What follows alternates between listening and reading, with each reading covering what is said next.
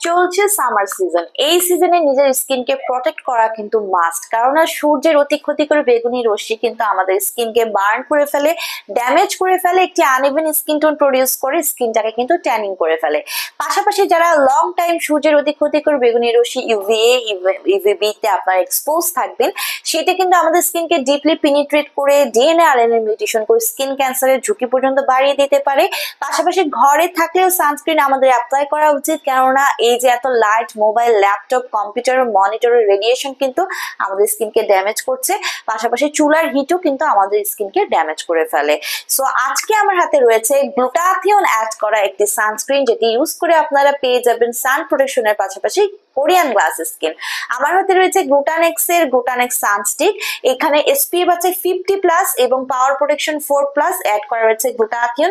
30 গ্রামের এই সানস্টিকটি কিন্তু একটু মিনারেল সানস্টিক, ইজি টু অ্যাপ্লাই।